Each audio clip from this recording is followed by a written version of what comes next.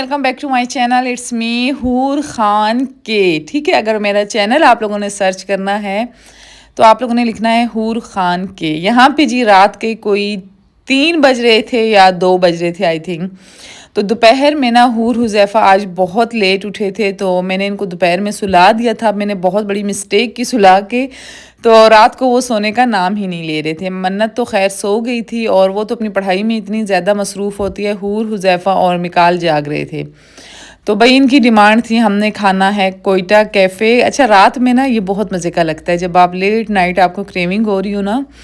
मुझे तो मैकडोनल्ड ज़्यादा पसंद है, लेकिन बच्चों ने कहा नहीं भाई हमने चाय और पराठा खाना है। मैंने कहा ठीक है। तो हस्बैंड ने कहा चलो चलते हैं, इनको चाय पराठा खिला के ले आते हैं। चाय बहुत ही ज़बरदस्त थी। अच्छा, कोयटा चमन कैफ़े था, ये बहुत ही अच्छा था। ऐसे कोयटा के नाम से तो बहुत ज़्यादा कैफ़ेज़ हैं, पर ये सबसे बेस्ट था। इसके बाद बच्चों को स्कूल मैंने भिजवाया और फिर मैं गई सो। फिर मैं उठी, कोई 1 बजे का टाइम था। आज ऊपर की सफाई वगैरह करवानी थी। ऊपर का काम मैं हेल्पर से करवा रही थी और साथ में मैंने कहा भाई मैं जो खड़ी रहूँगी तो तब तक मैं डस्टिंग कर लेती हूँ।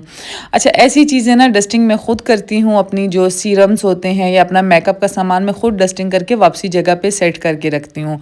अगर आप लोगों को नहीं अच्छा लगता तो आप हेल्पर से भी करवा सकते हैं, ज़रूरी नहीं कि हर काम आप खुद करें, बट मुझे ना ऐसे काम करने में खुद ज़्यादा अच्छा लगता है। रेटिनॉल का सीरम भी मेरे पास है, आपने अभी देखा भी होगा रेटिनॉल, पर मैं वो यूज़ करने से कोई इतना डर रही हूँ। मैं कह रही हूँ अगर मैं वो यूज़ करूँ तो ऐसा नहीं हो मेरा फेस ख़राब हो जाए या कुछ हो जाए। मतलब शुरू में ना थोड़ा बहुत रिएक्शन करता है रेटिनॉल जब आप लगाते हैं। बट खैर किसी और वीडियो में मैं आपको तफसील के साथ ये सारी चीज़ें, इसमें कुछ सीरम थे, कुछ हेयर स्प्रे थे, कुछ हेयर मिस्ट थे और कुछ फेस का मेकअप स्प्रे था, कुछ क्या था, कोई मुख्तलिफ़ तरह की चीज़ें थी। तो ऊपर का काम वगैरह डन किया हमने, नीट एंड क्लीन कर दिया ऊपर वाला पूरा पोर्शन। फिर मैं आ गई नीचे, इतनी देर में बच्चे भी आ चुके थे। तो अच्छा, ये वो कपड़े, इसी कभी भी मेरे इतने कपड़े जमा नहीं हुए क्योंकि ऑटोमेटिक मशीन है, जैसे ही उतारते हैं नेक्स्ट डे ही मैं वो मशीन में डाल देती हूँ। बट इस दफ़ा जो मेरी हेल्पर नहीं थी ना, फ्राइडे सैटरडे हेल्पर नहीं थी और संडे को थी छुट्टी। तो फ्राइडे सैटरडे संडे और ये मंडे को जब वो आई तो तब मेरे डीप क्लीनिंग करवानी थी, इसलिए कपड़ों की तरफ मैं गई ही नहीं। हालांकि कपड़े डाल के सिर्फ निकालने होते हैं, फिर भी इतना कोई मुश्किल लगता है ना मुझे। मतलब मैं कहती हूँ जब मैनुअल मशीन थी तब कैसे धुलवा लेते थे काम वाली से खड़े होके, और ख़ुद भी कभी कभार हेल्पर नहीं होती थी तो धोने पड़ जाते थे। बट अब ऑटोमेटिक मशीन है, फिर भी बंदा इतना ही सुस्त होता है। तो ये 3 दिन के सिर्फ कपड़े थे, यकीन करें 3 बास्केट्स भर गई थी। सर्दियों में ना बहुत ज़्यादा कपड़े हो जाते हैं, बच्चे रात को अलग पहनते हैं, स्कूल से आके अलग पहनते हैं, यूनिफॉर्म अलग हो जाते हैं। और हालांकि यूनिफॉर्म जो हूँ ना मैं हैंड वॉश करवाती हूँ, वो मैं मशीन में नहीं डालती। तो खैर अब मैंने कहा आहिस्ता आहिस्ता इसके लोड लगाती जाती हूँ, 2 दिन तो लग ही जाएंगे। 1 लोड कल लगाया था, कल मैंने नहीं 2 से 3 लोड कल लगाए थे। आप भी मैंने उनको सुबह तय करके रखा और फिर से अभी मैं दोबारा से 1 लोड लगा कर आई हूँ कि थोड़े बहुत कपड़े उसमें भी हो जाएंगे। इसी तरीके से फिर मेरी वही रूटीन वाले काम शुरू हो जाएंगे। अच्छा, इसलिए ना जब हेल्पर नहीं होती ना ज़रा थोड़ी सी मुश्किल हो ही जाती है, मुझे हो जाती है, शायद मेरे बच्चे छोटे हैं या मुझे आदत हो गई है। और जो लोग हेल्पर के बगैर भी काम कर लेते हैं उनकी तो बहुत ही ज़्यादा अच्छी आदत है ये। अच्छा, सबसे पहले तो फिर मैंने किचन में आई, कपड़े वगैरह तय लगाने के बाद फ्रेश आटा गूंदा, क्योंकि काफ़ी दिनों से ना मिकाल बाहर की रोटी खा खा के उसका पेट ख़राब हो गया। और ना मेरे दिल में खुद भी ये चीज़ आती है कि पता नहीं वो किस तरीके से गूंथते होंगे, अच्छा गूंथते होंगे या नहीं, या कैसे करते होंगे। बट मजबूरी का नाम शुक्रिया, फिर मैं खा ही लेती थी। तो मैंने कहा चलें जी, आज बैक टू रूटीन आती हूँ और अपना आटा गूंथती हूँ। अच्छा, इस आटे वाली मशीन का अगर रिव्यू आप लोगों को चाहिए तो मुझे लाजमी बताना। चीज़ तो ये बहुत ही अच्छी है, क्योंकि आप जब आटा गूंथते हैं तो उसके बाद आपको उसका डब्बा भी साफ़ करना पड़ता है, उस पर कितना ज़्यादा आटा लग जाता है। तो ये छोटा सा मशीन का हैंडल होता है, तो लाजमी आपको आटा गूंदने के बाद ये चीज़ साफ़ करनी ही पड़ती है। बट खैर जो लोग इजीली हाथ से गूंद सकते हैं तो वो उसी तरीके के साथ ही बेस्ट हैं। इसके लिए बिजली का होना भी बहुत ज़रूरी है। हमारे यहाँ तो बिजली जाती नहीं, जिनकी तरफ बिजली जाती होगी तो वो बिजली का फिर इंतज़ार में बैठे रहेंगे। और दूसरी बात ये, और मतलब इसको संभालना, इसके लिए जगह भी काफ़ी चाहिए होती है। अगर आप हाथ से गूंद लेते हैं हैं ईजिली तो फिर आपको ये मशीन फालतू ही है। अगर बेकिंग वगैरह के लिए लेना चाहते हैं तब भी बहुत अच्छी है, और आटा गूंदने के लिए भी अच्छी बहुत है, बट आप हाथ से कंफर्टेबल हैं तो आपके लिए फिर हाथ ही बेस्ट है। यहाँ पे अभी मैं इसको अच्छे तरीके से नीट एंड क्लीन करके जगह पे रख दूँगी, क्योंकि मेरा तो ये बहुत ही अच्छा साथी है। इससे पहले वाली जो मेरी मशीन ख़राब हुई थी वो अभी भी ग्रीन वैली में पड़ी हुई है, मुझे टाइम नहीं मिल रहा मैं जाके उठाऊँ। वो कह रहे थे वो बन गई है तो आप आके वो रिसीव कर लें। आजकल में मैं जाऊंगी और वो लेकर आऊँगी। वो छोटी है, उसमें ना ये है कि बेकिंग आप इजीली कर सकते हैं। अब जी घर के छोटे मोटे काम, ऐसा नहीं होता कि आप सारे काम हेल्पर्स पे ही छोड़ दें, मैं ऐसा नहीं करती। बाकी जो लोग इजी समझते हैं तो वो हेल्पर से ही आटा गुदवा के और वो खुद ही बैठे होते हैं, हेल्पर ही नाश्ता बना देती है। बट मैं उन लोगों में से बिल्कुल भी नहीं हूँ। मैं चहलकदमी साथ लाजमी करती हूँ, और अपने घर को जितना अच्छा मैं समझ सकती हूँ ना, मेरे ख्याल में कोई और उतना नहीं कर सकता जिस तरह आप अपने घर को खुद डील कर सकते हैं। अच्छा, मैं इसके बाद ये कपड़े तय करने के बाद इस्त्री वाले कपड़े ऊपर रख कर आ गई और बाकी कपड़े मैंने कबर्ड्स में रख दिए। फिर मैं आई आटा गूंदा और अभी मैं बना लूँगी पेड़े और नाश्ता। बच्चे भी स्कूल से आ गए थे और सफाई हो रही थी साथ साथ। बैकयार्ड और सहन का काम तो मैंने सबसे पहले कहा है कि सबसे पहले बैकयार्ड और सहन धुलेगा, उसके बाद कोई और काम हुआ करेगा, क्योंकि अगर आपका सहन गंदा होगा तो अंदर से सफाई करने का कोई मकसद ही नहीं बनता। अच्छा, वीडियोस बनाने का मकसद ये नहीं होता कि आप लोग आटा गूंदना देखें या आप लोग रोटी बनाना देखें। इस चीज़ से ना आपको मोटिवेशन मिलती है कि काम इजी होते हैं करने जो लोग घर में होते हैं, और मतलब मोटिवेशन चाहिए होती है, तो जस्ट मतलब आपको मोटिवेट करने का होता है। वैसे आटा गूंदना और पराठे बनाना तो सबकी ही यही रूटीन होती होगी। अच्छा, मैं जिस तरीके से बना रही हूँ ना, मैं वो आपको वो बता रही हूँ। मैं हल्का सा आटा खोलती हूँ, फिर इसके अंदर घी लगाती हूँ। अच्छा पराठा ना कभी भी ऑयल से नहीं बनता, क्रिस्पी पराठा कभी ऑयल से नहीं बनता। सेहत के लिए ऑयल अच्छा है, बट अगर आप अच्छा पराठा खाना चाहते हैं ना तो आप देसी घी के साथ बनाएं, बहुत ही ज़्यादा मज़े का बनता है। मैं तो नहीं खा सकती, बट जो लोग खाते हैं ना देसी घी वो उसके साथ बनाएं। अच्छा, मैं देसी घी इस तरह खा सकती हूँ रोटी के साथ, बट पराठे में मैं नहीं खा सकती, मुझे ऐसा लगता है बहुत ज़्यादा हैवी हो जाता है। तो पेड़े वगैरह बना के मैं रख लूँगी। यहाँ पे जी एक मेरा था, एक हूर का, एक हुज़ैफ़ा का। मन्नत पराठा खाती नहीं, वो ब्रेड खाती है, हस्बैंड भी नहीं खाते, और दो मेरी हेल्पर्स के थे, उन्होंने कहा बाजी हमने भी खाना है। मैंने कहा ठीक है जी, बनाऊंगी मैं नहीं, पेड़ा मैं बना दूंगी, बाकी बनाएंगे वो खुद। ऐसे पेड़े भी मेरी हेल्पर ही बना के रख लेती है, लेकिन आज मैं खुद बना रही थी। मतलब जो चीज़ जेन्युइन हो ना, आपको जेन्युइन दिखानी चाहिए। अगर मैं फेक वो बनाऊँ ना वीडियोस, तो मैं अच्छी खासी तैयार हो के सेटअप करके फिर आपके सामने व्लॉग में आऊँ कि भाई मैं तो इतना तैयार हो के सच सवर के फिर व्लॉग बनाती हूँ, या घर में मैं फिर उस तरीके से रहती हूँ। ऐसा कोई भी नहीं होता, घर में सब इसी तरह होते हैं नॉर्मल। मैंने ट्राउज़र शर्ट पहना होता है और मैं कोई तैयार श्यार नहीं होती। घर में मैं तैयार तब होती हूँ जब मेरी हेल्पर्स घर से चली जाती हैं, और जो मेरी हेल्पर मेरे पास होती है सिर्फ वो होती है।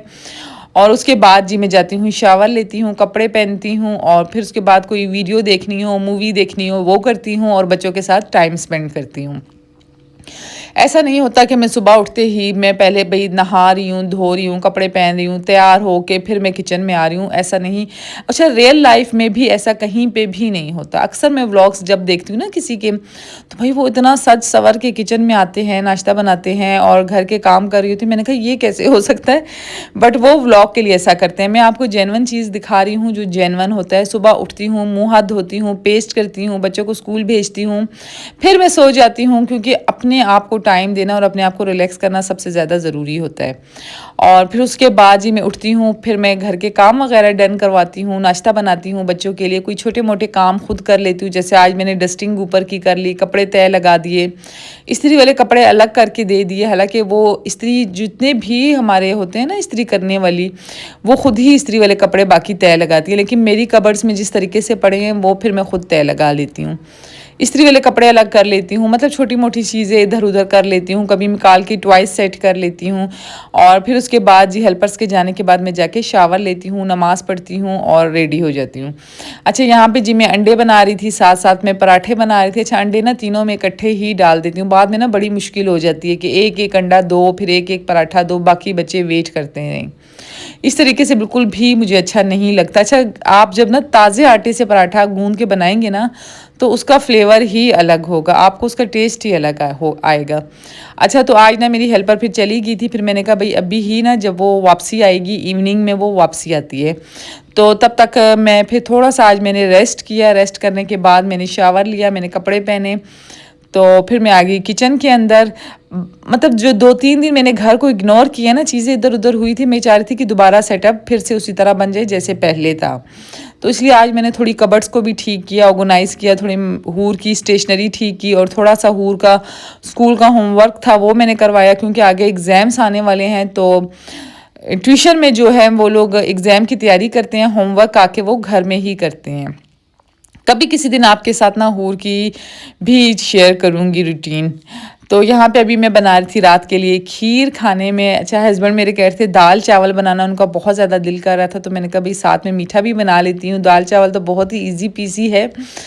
तो फिर मैंने जी क्या किया, सबसे पहले मैंने खीर में चावल ना आपने लेट नाइट, जैसे सुबह मैंने किचन साफ़ करवाया था उसी टाइम मैंने चावल गीले करके रख दिए थे। अब चावल जब दूध बॉईल हुआ तो मैंने उसके अंदर चावल डाले। मेरे पास यहाँ पे मेरे ख्याल में 3.5 किलो दूध था, और इसके अंदर मैंने 2 चम्मच चावल डाले हैं। ठीक है, 2.5 चम्मच आप कर लें, 2.5 चम्मच मैंने चावल डाले, और उसको बॉयल होने के लिए मैंने दूसरे चूल्हे पे रख दिया। अब आपने आंच बहुत आहिस्ता रखनी है, खीर की नहीं, जो आप उसके साथ काम कर रहे हैं ना उसकी, क्योंकि इसके छींटे उसमें नहीं पड़ने चाहिए। यहाँ पे जी मैं दाल बना रही थी। दाल मैंने सबसे पहले लहसुन और अदरक को हल्का सा किया मिक्सअप ऑयल में, फिर उसके अंदर मैंने डाल दी टमाटर, एक दाने टमाटर के अंदर मैं डाल दूंगी थोड़ी सी नमक, मिर्च, हल्दी। अच्छा, अक्सर लोग ऐसे होते हैं ना, दाल को बस दम लगा के उसके ऊपर तड़का दे देते हैं। पता नहीं, मुझे वो फ्लेवर खाया ही मेरे से नहीं जाता, मज़ा ही नहीं आता खाने में। जैसे आप पानी वाली दाल कोई खा रहे होते हैं, ये वाली दाल इतने मज़े की बनती है बहुत ज़्यादा। फिर उसके बाद दाल को, कच्ची दाल को मैं भूनूंगी और उसके अंदर डाल दूंगी पानी जितना मुझे चाहिए। इसके बाद जी मैं इसका कुकर कर दूंगी बंद। 15 मिनट की मैंने लीड लगाई थी, लेकिन 15 मिनट की बिल्कुल भी नहीं लगाना, क्योंकि दाल हल्की हल्की नीचे लगने वाली थी। 10 मिनट इनफ होते हैं दाल के लिए। तो अब मैं टाइमिंग नोट करके रखती हूँ, 10 मिनट का अलार्म लगा लिया करूँगी फिर मैं इस तरीके से। तो यहाँ पे जी नेबर से आ गई थी मिठाई, कोई आया था मेरे ख्याल में बाहर से, तो बहुत ही मज़े की मिठाई है। जब भी उनके घर आती है ना, वो मेरे पास लाजमी भेजते हैं। यहाँ पे जी मेरे साथ बहुत ही बड़ा हैक हो गया था। मैं बना रही थी खीर, और खीर के अंदर ना मैं 1 पैकेट लजीजा खीर का लाजमी डालती हूँ, बट ये शीर खुरमे का पैकेट था। जब मैंने आप लोगों को अब मैंने दिखाया भी, ये शीर खुरमा उसके ऊपर लिखा था, मैं समझी खीर है। जब मैंने खोला तो अंदर से मैंने देखा, हाँ ये तो खुरमा है, शीर खुरमा, ये तो खीर है ही नहीं। फिर मैंने कहा चलो जी भाई आज उसी के बगैर बनाते हैं। उसके बगैर भी बहुत ज़्यादा मज़े की बन गई थी खीर। अगर आप दूध ज़्यादा डालते हैं तो वो बिल्कुल ऐसा फ्लेवर आता है जैसे आपने खोया डाला हुआ है। तो शीर खुरमा मैंने साइड पे रखा, वो किसी और दिन मैं बना लूँगी, अब वो जो होना था वो तो हो गया। मैंने कहा आज सिंपल तरीके से ही खीर बना लेते हैं। यहाँ पे जी मैं कैरेमल का इसके अंदर लगाऊंगी तड़का। उसके लिए मैंने डाली 4 चम्मच चीनी, और बिल्कुल हल्की आंच पे आपने कैरेमल बनने के लिए छोड़ देना है। उसके अंदर कोई चम्मच भी नहीं चलानी। अगर आप लोगों ने चम्मच चलाई तो वो कैरेमल जो है ना जलने लग जाएगा या ख़राब हो जाएगा। यहाँ पे आंच बहुत तेज़ थी, मैंने इसे थोड़ा कम किया, और हाथों के साथ ही मैं इसको मिक्स करूँगी। चम्मच आपने नहीं चलानी, लेकिन मैंने पता है क्यों चला ली थी, मेरा जो फ्राई पैन था वो बड़ा था और चीनी कम थी। साइडों से ना मुझे ऐसा लग रहा था वो हल्का हल्का जल रहा है, और आंच भी थोड़ी तेज़ थी। आपने आंच कम रखनी है, और छोटा बर्तन लेना है, उसमें बहुत ही मज़े का कैरेमल बनेगा। चम्मच भी मैंने चला ली, फिर भी इतना फ़र्क नहीं पड़ा।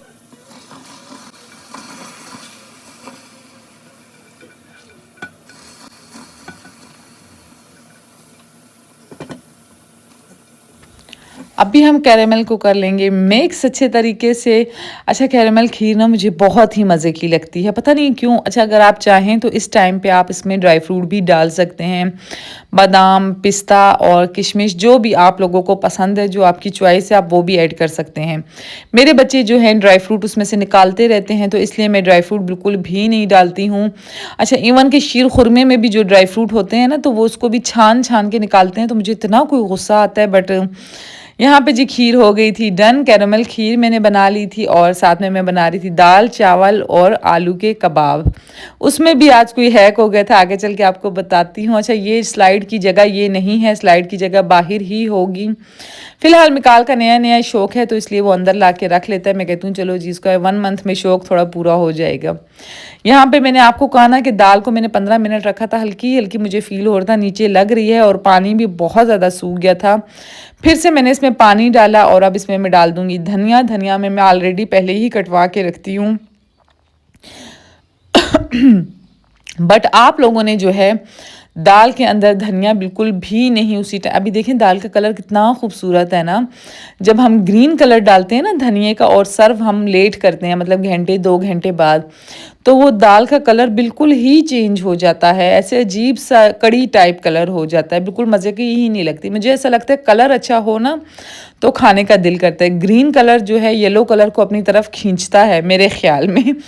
तो ये वाला कलर जब हम खाने लगे तब ये वाला कलर नहीं था, इसलिए आप कोशिश करना धनिया सर्व करते हुए डालो या डालो ही नहीं। इसके बाद जी मैं बना लूँगी राइस। अच्छा, इस टाइम पे ना किचन में हेल्पर मौजूद थी, इसीलिए मैंने खीर भी बना ली, राइस भी बना लिए, साथ कबाब भी बना लिए। क्योंकि अगर मैं अकेली होती तो साथ साथ बर्तन वॉश करना, छोटे मोटे काम करना, बहुत ज़्यादा काम मतलब मैसी हो जाता है, फैल जाता है। बट जो बर्तन धुल रहे थे वो धो के चली जाएगी, फिर बाकी काम हम सुबह में करेंगे, जो मतलब खाने के बाद के बर्तन होंगे और बाकी जो छोटी मोटी चीज़ें होंगी। यहाँ पे जी आलू के कबाब मन्नत को बोला था फ्रिज से दे दो, मन्नत ने दे दिए। शामी कबाब मुझे भी बनाते हुए फील नहीं हुआ कि ये शामी कबाब है।